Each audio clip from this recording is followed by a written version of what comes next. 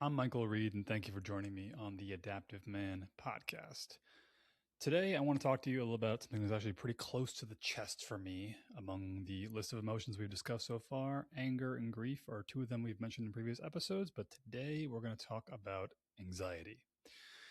Anxiety is actually pretty close one for me because I am naturally an anxious.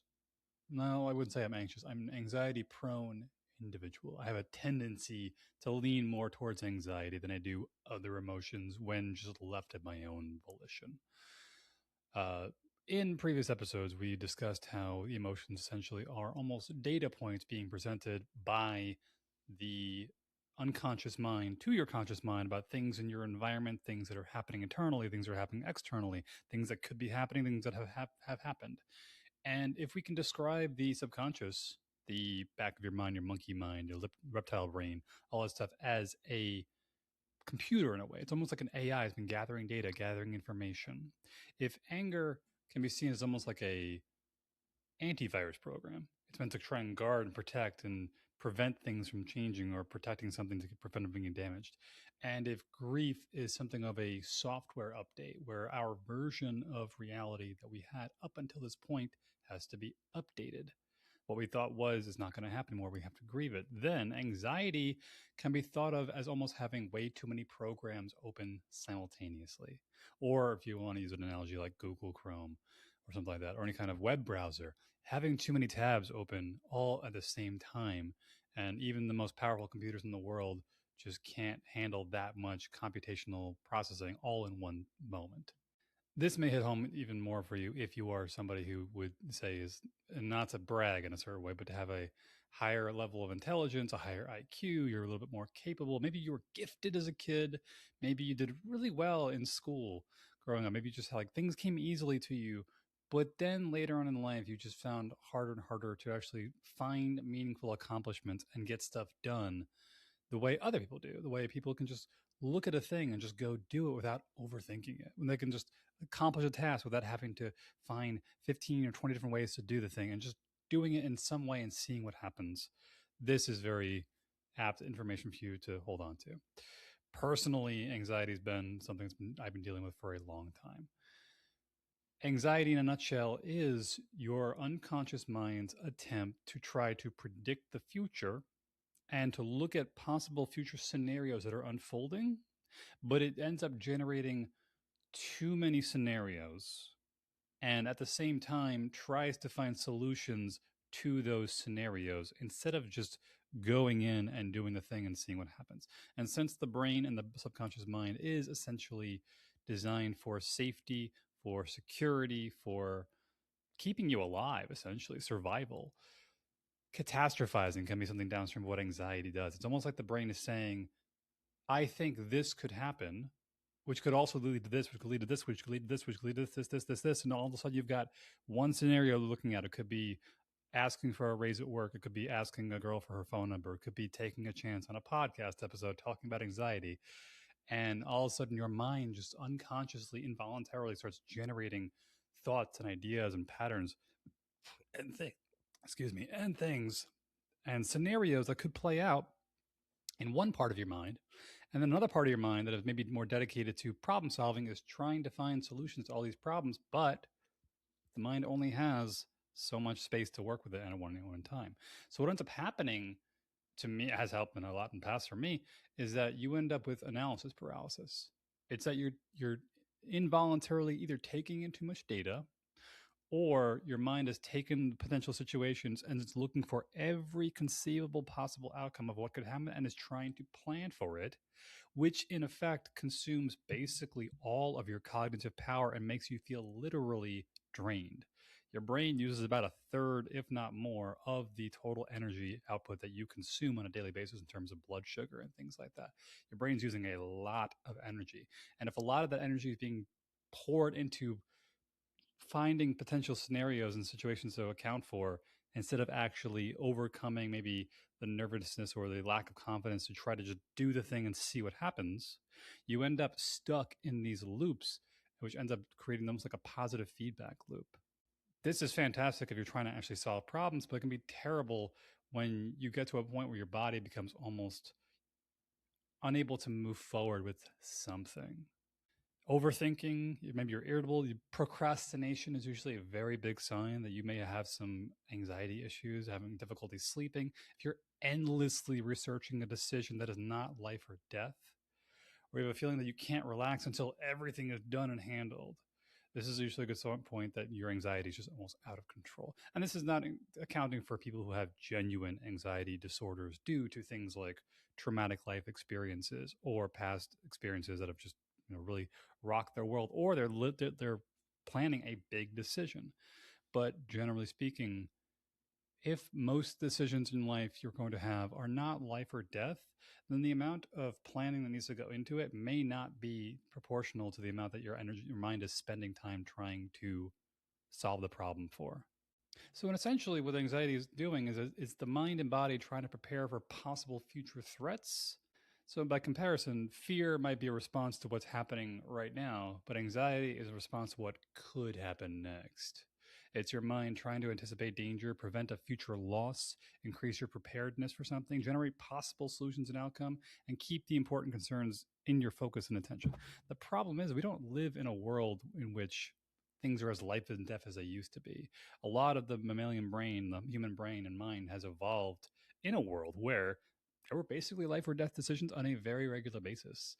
Modernity and the age of agrarian culture, farms and things like that, is less than 10,000 years old, but the human brain and mind has been evolving for well over 20 to 30 million years, which is a fraction of a second in the timescape of all these things.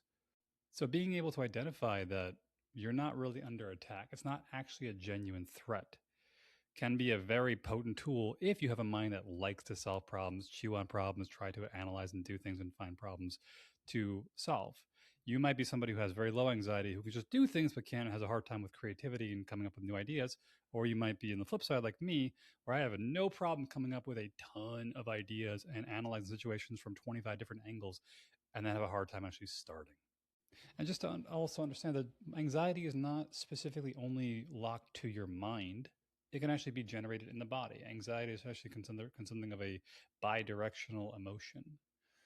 If you're thinking of things, if your mind is trying to anticipate certain outcomes, that could be generated by the mind, which can cause anxiety to feel in the body. Maybe your heart starts to race. Maybe you feel a little bit nervous and fluttery. You kind of feel a little bit like light-headed, and you're not really sure what's going to happen next, and you have a little bit of tremors and jitteriness. But also, physical contributors can generate anxiety mentally, internally. If you're doing excessive amounts of caffeine, if you're not getting proper sleep, if your nutrition is really off, if you're chronically in pain or dealing with some kind of prolonged stress, maybe you have the side effects of certain medications you're taking. Digestive distress was a huge one for me. I had a lot of junk food in my diet growing up as a kid, and downstream of that I had a ton of social anxiety and academic anxiety, and even just anxiety in terms of just making basic decisions, is like, what kind of game do I want to play today? Who do I want to hang out with? What do I want to do? And it's silly to almost look back in retrospect and realize that was really a big deal of a decision.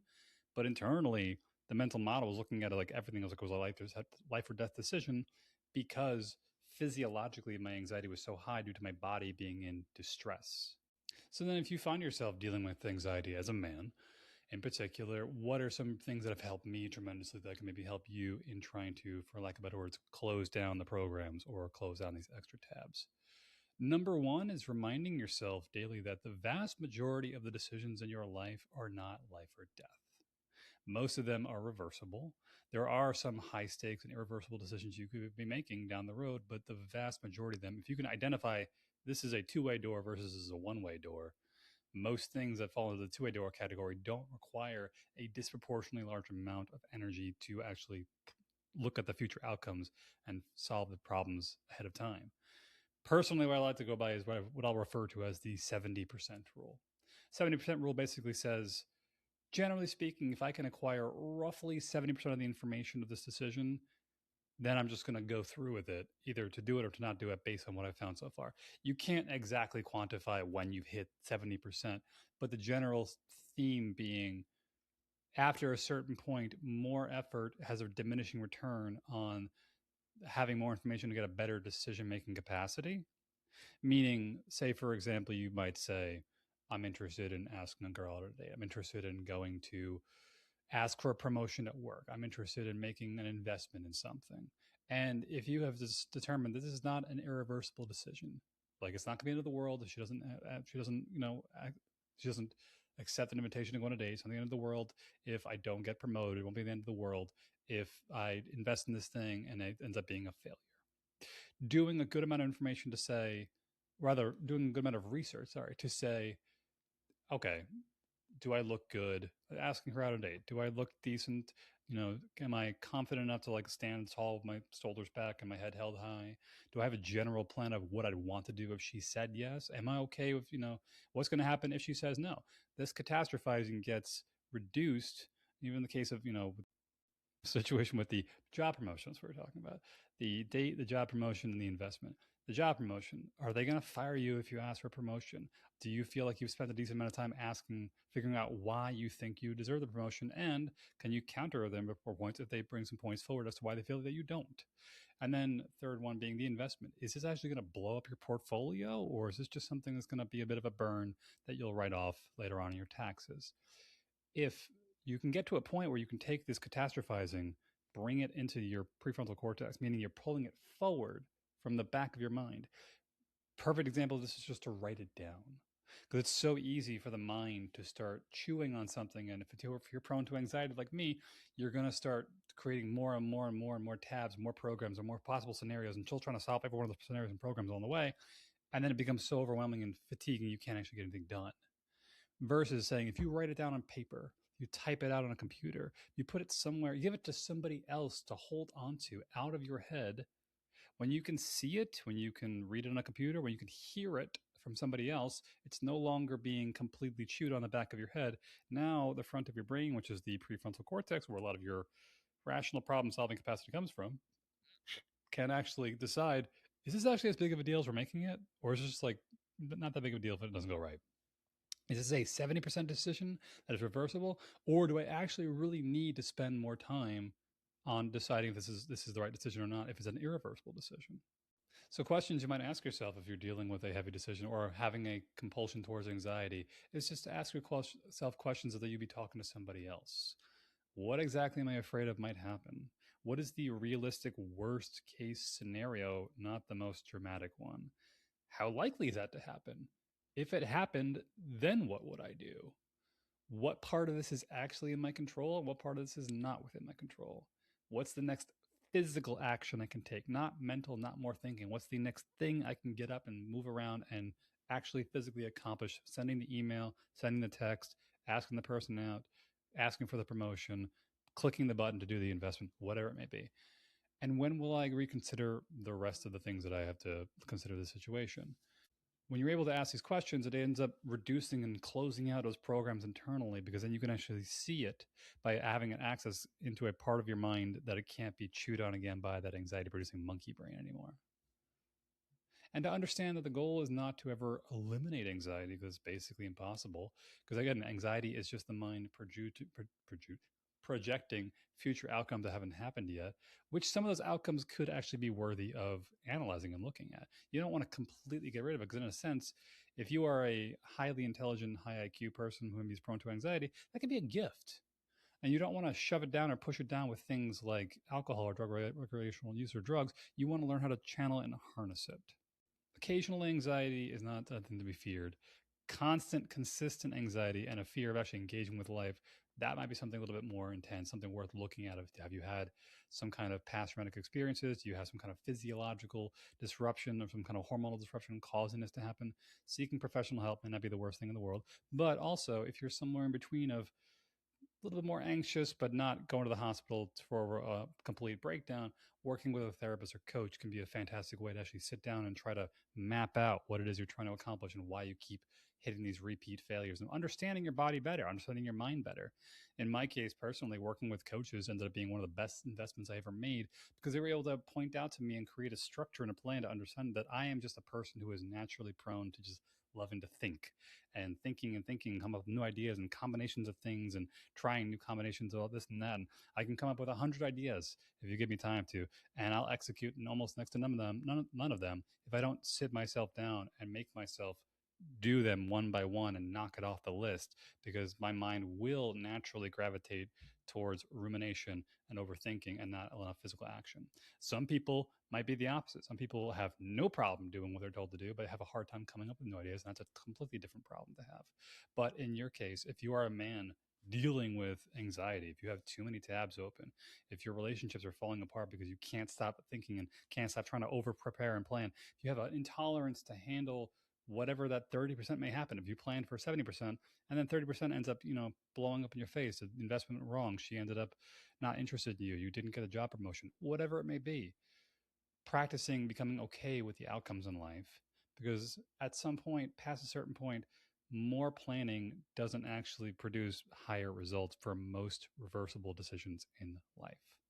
So, overall, if you're dealing with high anxiety as a man, write down your ideas, start getting better sleep, start getting regular exercise, get plenty of sunlight, improve your nutrition, create a game plan of how you're going to start executing things. If you need to, take an idea and break it down to the smallest possible conceivable next step of what you could do right now in order to get it to move forward, and practice becoming okay with the outcome, especially when it fails, because guaranteed in life, you're going to hit failures along the way.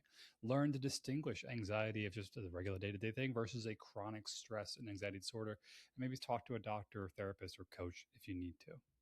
This is something I've been dealing with my entire life, and learning how to harness the mind I was given and not try to shut it down or push it down or judge it or shame it has been life changing for me. If you found this information useful, I'd greatly appreciate it if you could leave a like or comment below. Send us to somebody you know, subscribe, hit the subscribe button, follow for more content. Next time, if we will be talking about shame, guilt and shame. We'll be talking about what the difference is between guilt and shame, and also understanding that shame in itself can actually be something that can fuel along with anger and lack of grief and anxiety, and it creates a whole doom loop in that regard. But till next time, thank you for watching. Talk to you soon.